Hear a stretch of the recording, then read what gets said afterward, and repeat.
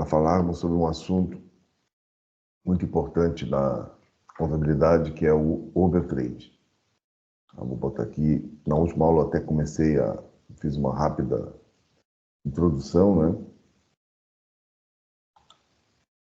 Overtrade ou overtrading, em inglês, né?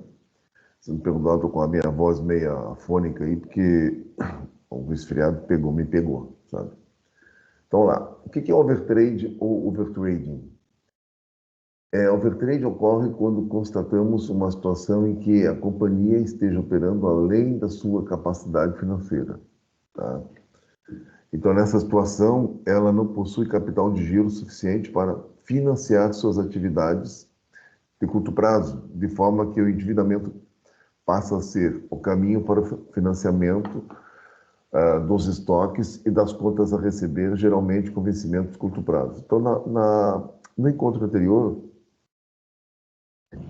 e até nos encontros anteriores, eu sempre bato nessa tecla, né? As empresas, elas, quando elas não têm, quando elas têm muitos compromissos de curto prazo, elas comprometem uma coisa que é chamada o capital de giro. O capital de giro, já conversamos aqui, né? É um recurso que nós temos que ter para bancar os custos fixos durante o período, né? Durante o período. Aqui nós estamos falando que o capital de giro deve ser o suficiente para financiar as suas ações, para a empresa financiar as suas ações. Como assim financiar? Ela tem que ter o dinheiro para bancar o que ela compra.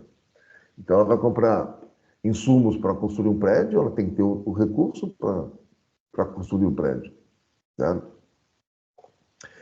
Então, qual é o ideal numa situação dessa? Que a empresa realmente faça esse aporte de investimento, aquilo que eu comentei com vocês, que eu estou sempre comentando, com recursos de terceiros, porque ela não se descapitaliza. Então, ela continua tendo os recursos para o cumprimento de obrigações de curto prazo. Então, é aí que nós vamos entrar no day trading. E aí, vocês vão se lembrar, né, de construtoras como a Criciúma. Eu tenho até um vídeo da Encol que eu vou deixar aqui para vocês assistirem, inclusive, para vocês terem uma olhada no que foi talvez a maior construtora do país na década de 1990, anos 2000, mas que se perdeu justamente quando ela bancou muito das suas obras com recursos próprios. Aí não consegue, tá? Então vamos lá. Dessa forma, quando o ciclo operacional da empresa segue uma tendência deficitária, do ciclo operacional, está relacionado com a produção, tá? Então, quando ela leva... Então, pessoal, eu não sei aqui se eu estou... Eu não sei se eu estou sendo visto por vocês, que eu não estou aqui... Opa. Eu não estou me vendo aqui. Vou pegar aqui, eu quero só pegar... eu não compartilhei nada aqui, ó. Vamos começar de novo aqui. Eu não havia compartilhado, por isso que eu estava me senti perdido aqui, tá? Me desculpem. Agora sim, compartilhar. Agora vai dar certo. Aqui, quando a gente bota, aparece minha figurinha aqui do ladinho, eu não estava vendo. Ué, o que é isso? Então, de novo aqui. Vou ler aqui o slide, né? A introdução do overtrade, quando constatamos uma situação em que a companhia esteja operando além da sua capacidade financeira. Então, ela vende muitas unidades operacionais, tá? Ela vai ter receita, vai. Mas vejam bem, pessoal, a receita, quando nós vendemos uma unidade operacional, ela vem ao longo dos anos. E quando eu construo uma unidade habitacional, os gastos são ao longo de meses. Então, tem essa diferença que nós temos que trabalhar, tá?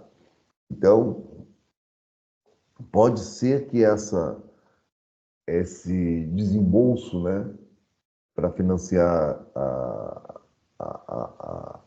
as atividades de curto prazo, interfiram, sejam maior do que as entradas das vendas das unidades habitacionais, tá certo?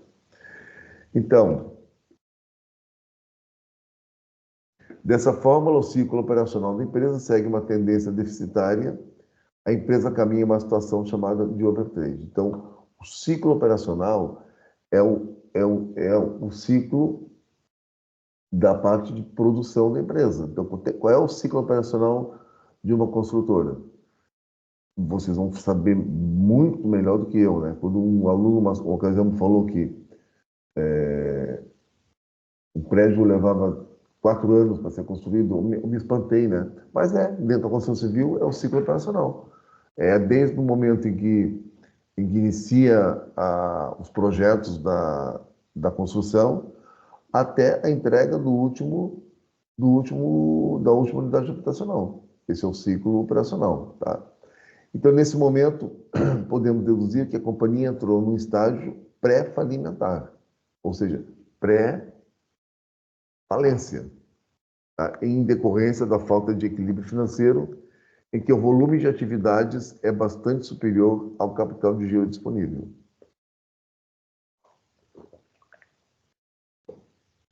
Tem muita atividade, tá? E não tem o capital de giro para bancar, não tem recursos a curto prazo para bancar, certo? Pois bem, e aí surge um modelo, né, chamado modelo Fleury, que esse modelo propõe uma nova classificação gerencial para as contas de ativo e passivo circulante.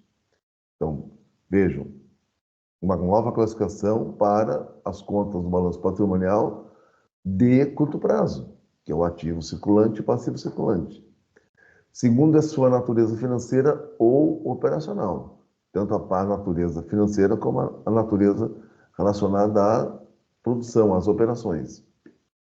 Sendo esta segregação essencial para o processo de avaliação das necessidades de capital de giro.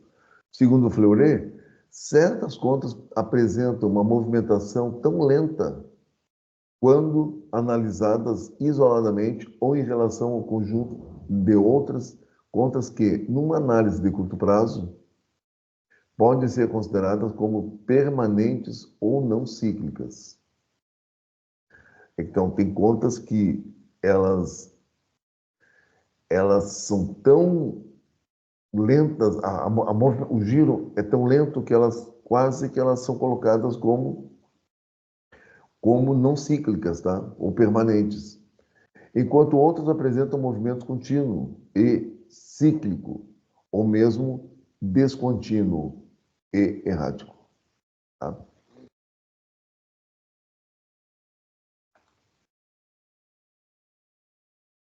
Então ele propõe essa classificação aqui, ó. Então ele divide o balanço patrimonial, tá? As contas do ativo, fazendo aqui as contas do ativo e do passivo. Então ele classifica as contas como contas circulantes, ele está distribuindo contas circulantes e contas não circulantes. O que aparece dentro das contas circulantes, tanto do ativo como do passivo? Então ele distribui, ele bota dois títulos aqui, que é o circulante operacional cíclico, que é o ativo, o circulante operacional, que ele diz que é cíclico. Qual é a ideia do cíclico?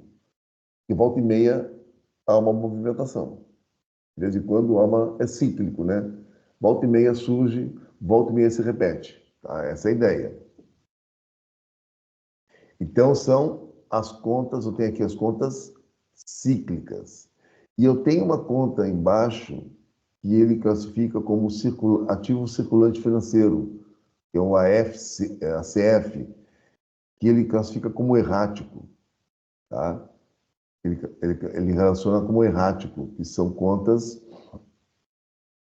tá? Contas que estão dentro de uma característica financeira, que vão aparecer caixa, bancos, aplicações financeiras e outras contas. Ok?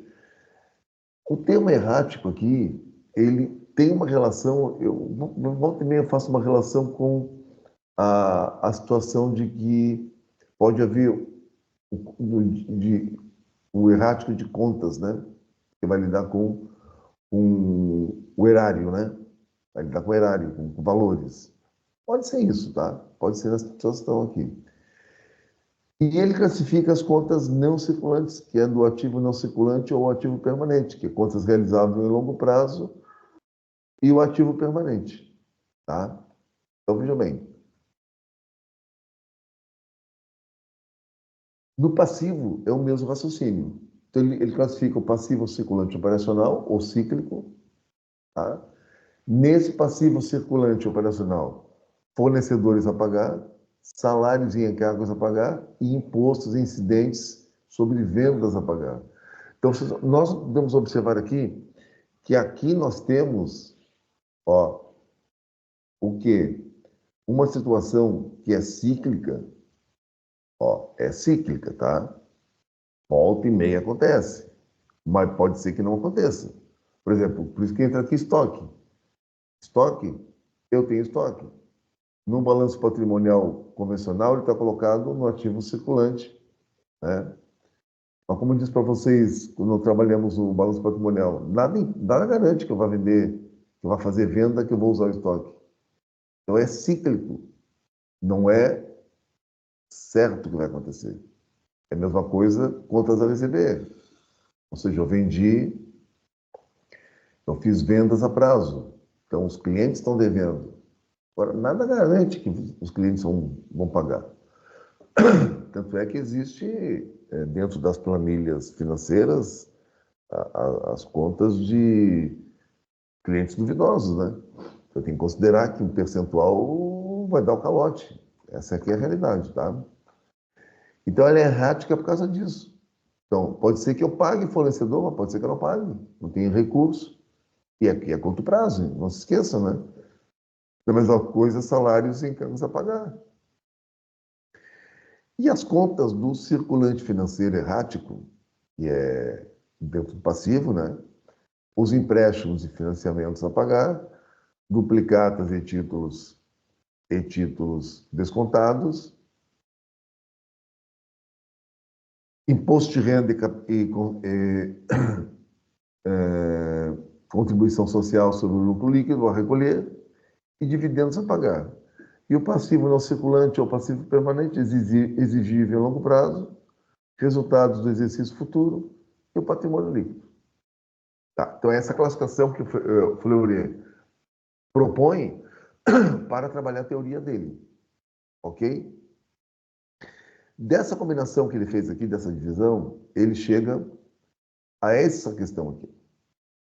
A partir dessa classificação do balanço patrimonial, é possível estabelecer as variáveis empresariais que compõem o modelo Fourier conforme segue. Então, agora nós vamos ver aqui essa tabela que ele propõe aqui. Então, nós temos aqui 3 colunas: variáveis empresariais dinâmicas, aí temos uma fórmula e qual é o significado.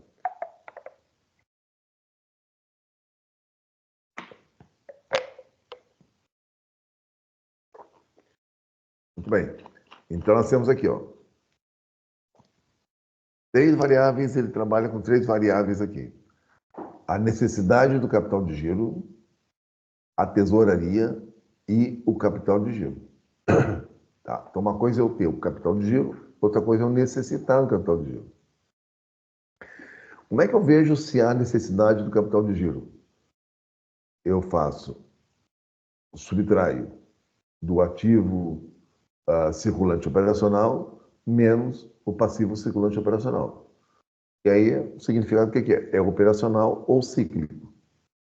Tá? Então, é uma necessidade operacional ou é uma necessidade cíclica.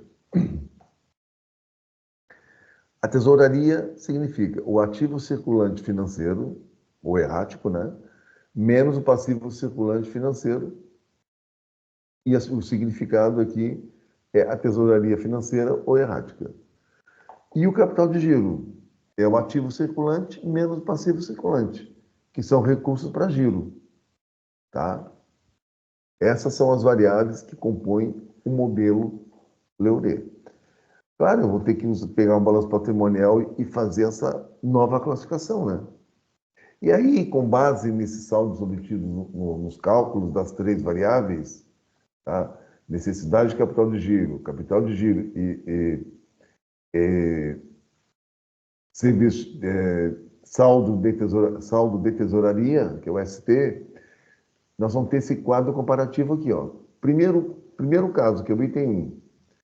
Então, nós vamos ter o capital de giro positivo, quando nós tivermos o capital de giro positivo, a necessidade de capital de giro negativa e o saldo de tesouraria positivo, a situação da empresa é excelente. Como assim? Veja bem, quer dizer que tem capital de giro. Temos capital de giro. Significa que não necessita de capital de giro. Pode acontecer, não necessita de capital de giro. Né? Nós analisamos, classificamos o balanço patrimonial conforme o modelo do Fleury e vamos perceber que não há necessidade de capital de giro. E o saldo de tesouraria é positivo, ou seja, tem dinheiro em caixa. Então, a situação da empresa é excelente. Tá? A situação 2, nós temos o capital de giro positivo, a necessidade de capital de giro também é positiva.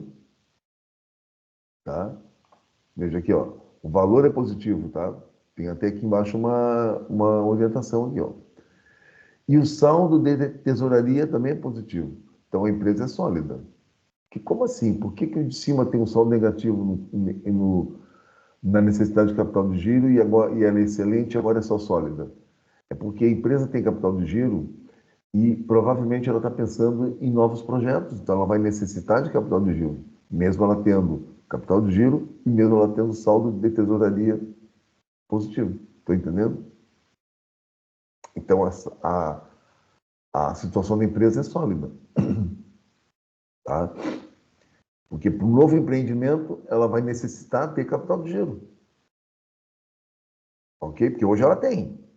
Então, para os novos empreendimentos ela vai necessitar ter capital de giro. Ok? O terceiro tipo de empresa, a necessidade de capital de giro é positiva, ou seja, tem capital de giro, necessita de capital de giro, porque tem os novos empreendimentos, só que o saldo em tesouraria hoje é negativo. Então, a situação da empresa ela é insatisfatória. Veja, ela tem capital de giro, tá? Ela necessita de capital de giro, porque tem novos empreendimentos, e o saldo em tesouraria é negativo. Mas por que negativo se ela tem capital de giro? É porque esse capital de giro já está comprometido. Então, vai gerar um saldo de tesouraria negativo. Entendeu? É por isso que, de repente, ela tem a necessidade do capital de giro. No quarto tipo de empresa, tá? Nós vamos ter a necessidade de capital de giro negativa, não tem capital de giro, tá? Não necessita de capital de giro, mas tem saldo em tesouraria.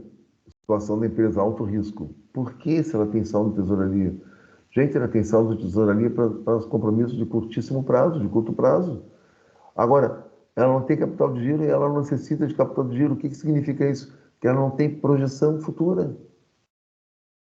É aquela empresa parece que está acabando. Olha, eu vou pagar minhas últimas dívidas e vou fechar as portas. Tá? Então, é alto risco. Agora, não é pior que o modelo 5, né? E o saldo de capital de giro é negativo, a necessidade de capital de giro é negativa, e o saldo em tesouraria também é negativo. Muito ruim. Ela está à deriva. E tem ainda o sexto tipo, né? Onde o capital de giro é negativo, ela necessita de capital de giro e o saldo em tesouraria é negativo. Situação péssima. Tipo como aconteceu com a Encol e de repente aconteceu com a Criciúma também. A Encol foi bem isso aqui, ó. Ela tinha capital de giro negativo, ela necessitava de capital de giro porque ela tinha compromissos, ela assumiu compromissos, ela fez vendas e ela tinha que bancar essas obras que ela vendeu, só de tesouraria ela não tinha para pagar a conta, a conta da padaria, digamos assim. Então a situação é péssima, certo?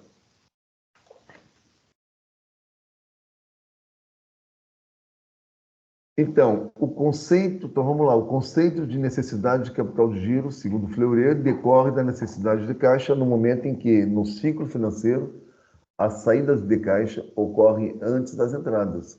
É claro, né? Eu vendo a prazo. Vamos supor que eu vendo a prazo, vou pegar aqui um exemplo, né? Eu vendi a prazo para 90 dias, só que eu comprei para 30 dias. Então eu necessito de capital de giro, porque eu tenho compromisso para 30 dias e as entradas só vão acontecer daqui a 90 dias, certo? Ou então é o seguinte, o volume de entradas que eu tenho daqui a 30 dias são menores que os volumes de saídas daqui a 30 dias. Então, eu vou necessitar de capital de giro. Então, esse é esse o-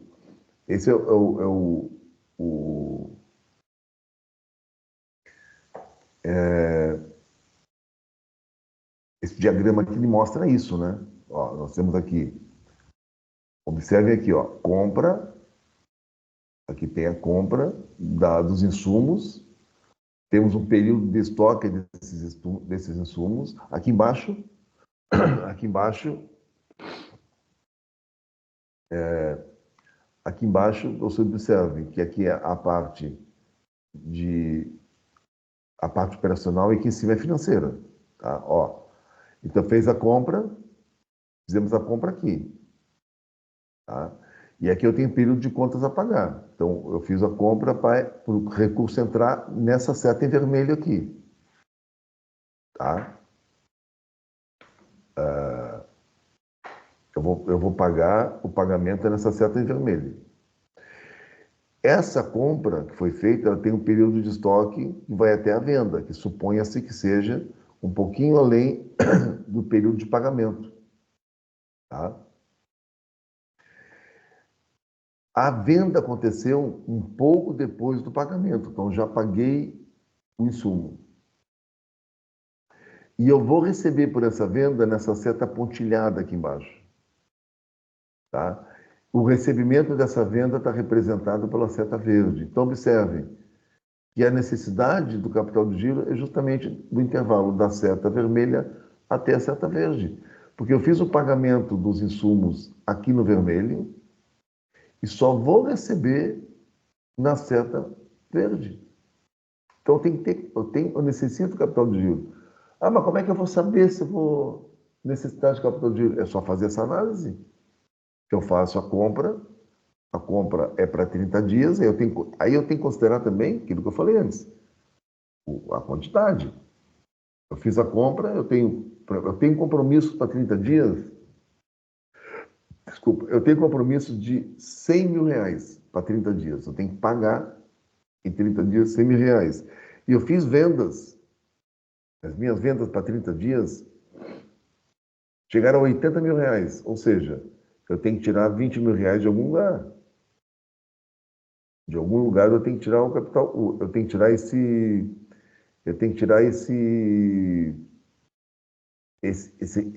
diferença de 20 mil reais. Bom, se eu tenho que buscar essa diferença de 20 mil reais, então é porque eu necessito de capital de giro. Então eu tenho que ter capital de giro, ok? Então, a grosso modo, a necessidade de capital de giro é uma projeção que eu tenho de longo prazo dentro do curto prazo. Não sei se vocês conseguem entender. De curto prazo, por quê? Porque essa análise que a gente faz, o modelo Fleury trabalha com as contas de curto prazo, ou seja, até 12 meses. Então, eu consigo fazer a projeção para 12 meses, eu consigo saber se eu necessitarei ou não de capital de giro. Ora, se eu perceber que as entradas são maiores do que minhas futuras entradas são maiores do que os meus futuros desembolsos, aí eu não vou necessitar de capital de giro. Eu não sei. Eu não sei se dá para entender isso, tá? Mas a lógica é essa. É a mesma coisa nós temos nosso salário, né, e nós fazemos compras a prazo. Imagine, fazemos compras no cartão de crédito. Daqui a pouco eu percebo que eu não perdi o controle do cartão de crédito. Perdi o controle. Né? Quando eu vejo assim as minhas dívidas mensais, os valores, o faturamento, o extrato do o extrato mensal do meu cartão, ele ultrapassou o meu salário líquido. O que significa isso? Que eu necessito de um recurso extra. E na empresa é isso. Nós, salariados, nós, teoricamente, normalmente só temos uma fonte de renda. Na empresa não funciona assim. Na empresa está entrando dinheiro todo dia, como está saindo dinheiro todo dia. Por isso que nós fazemos o planejamento, em especial do fluxo de caixa. Eu consigo perceber se no intervalo de 12 meses eu vou conseguir ter capital de giro para bancar as minhas dívidas ou não. Tá? Então, essa é a análise da necessidade de capital de giro.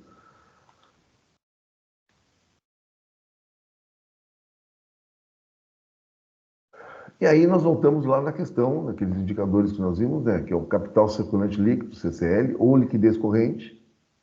Tá? Lembram lá que nós vimos, né, o índice de liquidez corrente, aquele índice que mostra a disponibilidade, né, dentro do período do curto prazo, né? Então, o capital circulante líquido ou liquidez corrente representa a diferença entre o ativo circulante e o passivo circulante, também denominado capital de giro. Veja, aquele indicador lá que nós temos, nada mais é do que o capital de giro. Só que lá nós trabalhamos com índice, e nós dizíamos assim, para cada um real que nós temos de obrigações a cumprir, de dívidas, no caso, nós temos 1, tanto, né? E nós dizíamos, quanto maior for esse índice, melhor. É por quê? Porque nós temos capital de giro bem alto. Tá? Então, esse capital de giro constitui-se em uma medida estática de folga financeira de que a empresa dispõe para liquidar seus compromissos de curto prazo. Tá? Então, isso aqui é o capital de giro, é o capital circulante líquido. Tá? É justamente a sobra que eu tenho das receitas menos as despesas.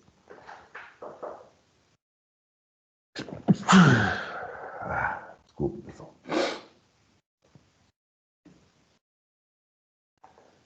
Então vamos lá. E como é que se faz o cálculo do saldo de tesouraria, o T? O ativo circulante financeiro menos o passivo circulante financeiro. Tá? Ou o capital de giro menos a necessidade de capital de giro. Ok? Então, se eu tenho um capital de giro, está lá. Hoje eu tenho capital de giro. Mas aí, o que acontece? Eu tenho novos empreendimentos que vão necessitar de capital de giro. Então, vão necessitar de quanto de capital de giro? Vai necessitar de um valor maior do que o meu capital de giro atual. Bom, então o meu saldo de tesouraria vai ficar negativo, porque eu vou precisar de mais recursos lá, certo? Porque o sinal do menos está aqui, ó. Então, se o capital de giro hoje for 10 mil e o novo empreendimento vou necessitar de 20 mil, 20 mil é maior do que o 10 mil, então vai ficar o saldo de tesouraria menos 10 mil. Tá?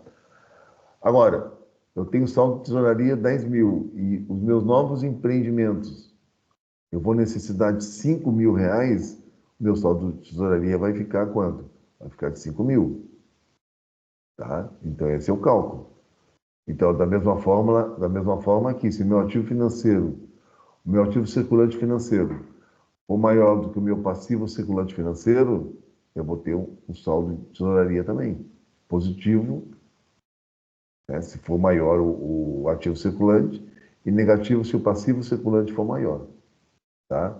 Lembre-se, tá? Nós estamos falando aqui de curto prazo. dentro do período do exercício contábil, certo? E dentro dessa análise nós entramos no conceito do efeito tesoura. O que é o efeito tesoura? O acompanhamento das evoluções da necessidade do capital de giro e do capital circulante líquido, tá? Que é o índice de liquidez corrente, é fundamental para a realização de uma adequada avaliação da saúde financeira de uma empresa. É comum ocorrer um desempenho desequilibrado desses indicadores, ocasionando assim um crescimento de atividades empresarial acima da capacidade financeira. Tá? Ou seja, eu começo a dar resultado às coisas, pessoal. Olha só como é interessante. E aí eu perco o controle. Como está dando certo, eu começo a vender além da minha capacidade de produção. Ok? E eu não quero perder, né? É o que acontece normalmente com algumas empresas assim.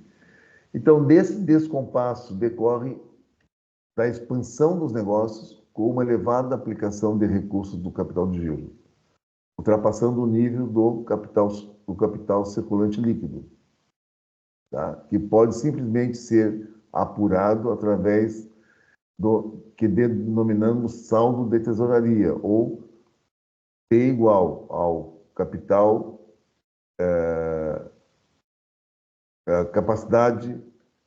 capital de giro menos a necessidade de capital de giro.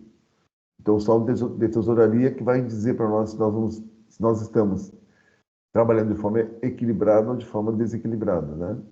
E aí eu tenho esse gráfico aqui, esse modelo. Aqui é o efeito tesoura, tá?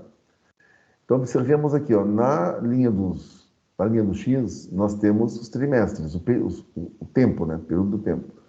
E no eixo dos Y, nós temos os valores, tá? Então, observe aqui a reta do capital de giro. Aqui, ó, inclinada, com uma pequena inclinação ascendente, ok? E nós temos aqui o saldo de tesouraria e nós temos uma reta mais inclinada que é a necessidade de capital de giro. Enquanto essa necessidade do capital de giro for menor do que o capital de giro, observe que o saldo de tesouraria ele é positivo, como nós vimos anteriormente no slide atrás, lá, uns três slides atrás, ok? Quando chega nesse ponto aqui, onde a necessidade do capital de giro passa a ser maior do que o capital de giro, observe que o saldo de tesouraria fica negativo. E é justamente esse desequilíbrio aqui que é chamado de efeito tesoura. Tá? Essa área aqui que fica negativa do saldo de tesouraria, ele é classificado como efeito tesoura. Quanto maior for esse intervalo aqui, essa abertura dessa tesoura, pior a situação da empresa. Ela tem um capital de giro, mas ela necessita de muito capital de giro. Ora, como ela necessita muito de capital de giro, o saldo de tesouraria é pequeno também, é pouco, tá? Então, o efeito tesoura pode ocorrer por várias razões, destacando-se crescimento elevado do nível de atividade empresarial, que aí é o que nós vimos como overtrade, ou tendência do ciclo operacional deficitário, que uma coisa leva a outra, né? A tendência do ciclo operacional deficitário. A tendência, dentro de uma projeção, que o ciclo operacional vai ficar devendo, vai ficar deficitário, vai ter mais custos do que receita. Ok? E uma das coisas que contribuiu, por exemplo, com a Encol na década de 90 foi a inflação. Tá?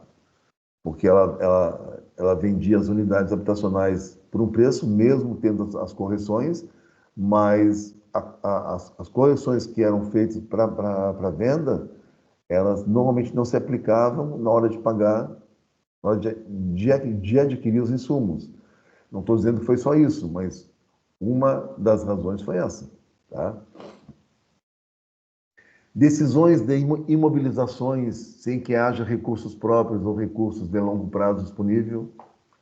Inventa de comprar imóveis, compra imóvel, normalmente com capital de giro, então desembolsa recursos de curto prazo ou recursos próprios, tá?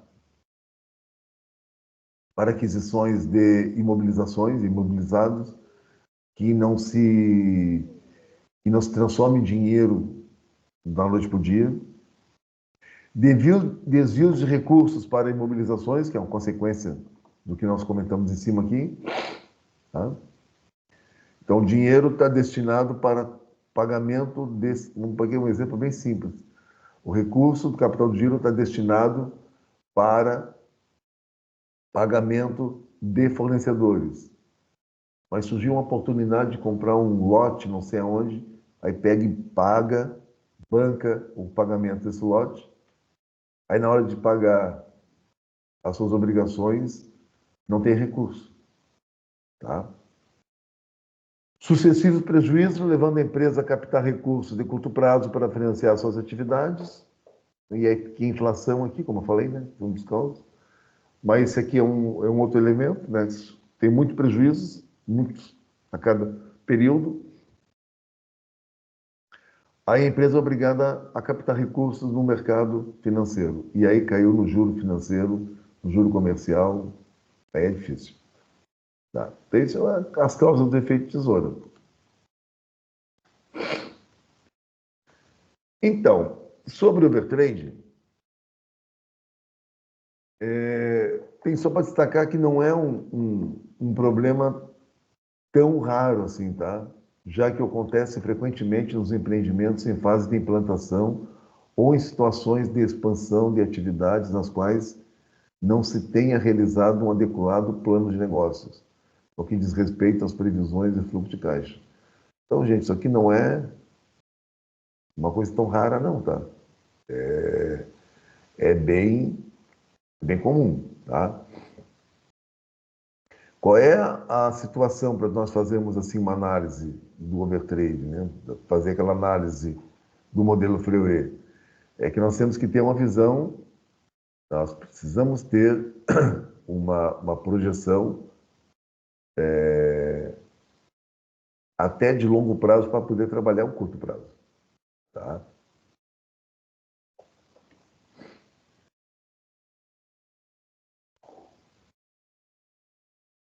Outras situações em que sinalizam a entrada da empresa em um nível de overtrade. Vamos lá.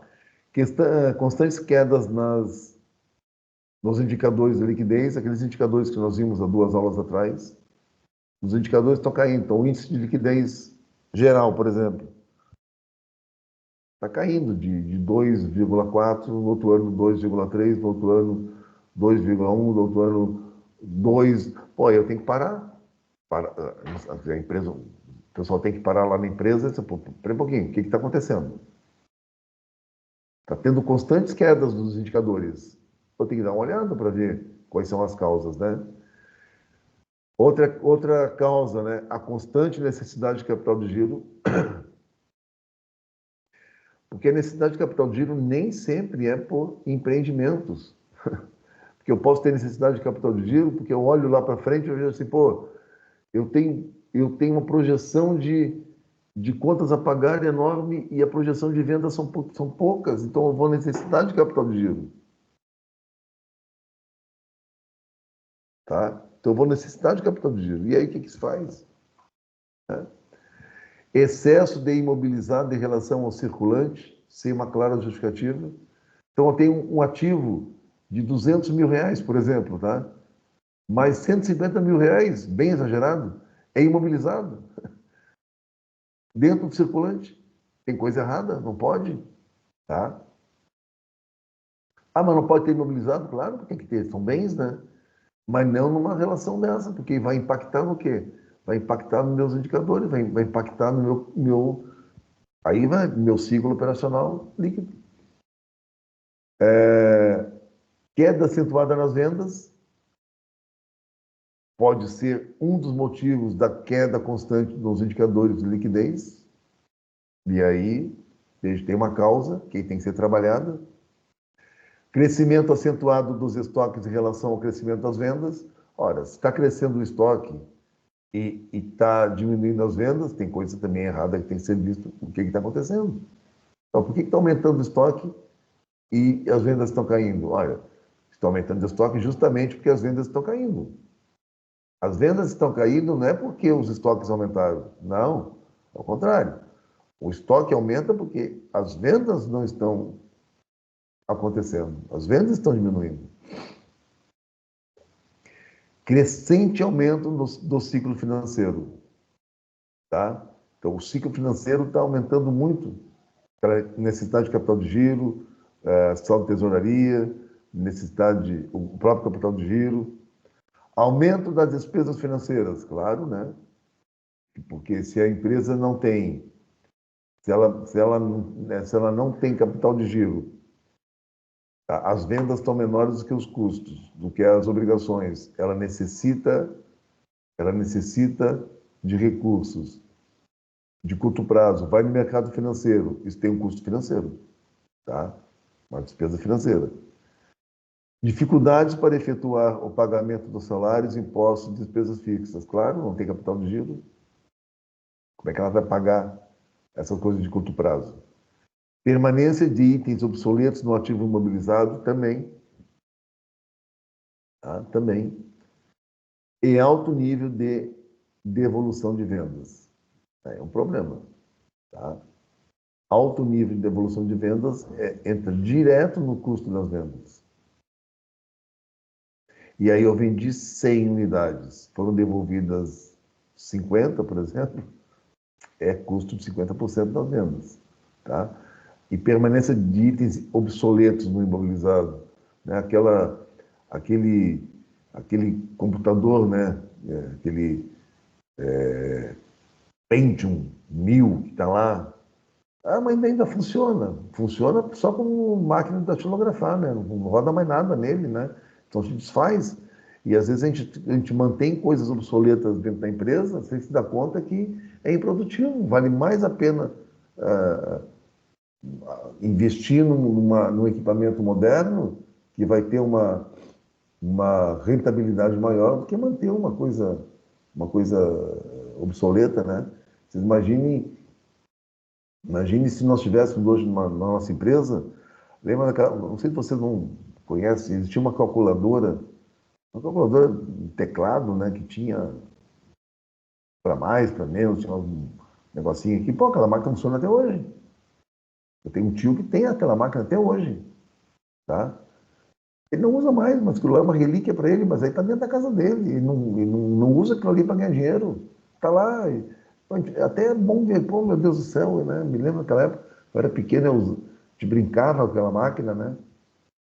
E aí ia teclando, ia saindo o papel ali, ia rebobinando, ia saindo a bobina. Agora imagina isso na empresa, não faz sentido, né? Tem que ser tudo no Excel, no HP, porque é mais produtivo. Ela já nos fornece a direção se houve um erro ou não. Essa é a questão. Então, itens obsoletos no ativo imobilizado, às vezes acontece de causar esse conceito do overtrade, tá? Eu acho que era isso, pessoal. Tá? Então, o assunto que eu tenho para passar é esse aí. Esse aí mesmo. Ok?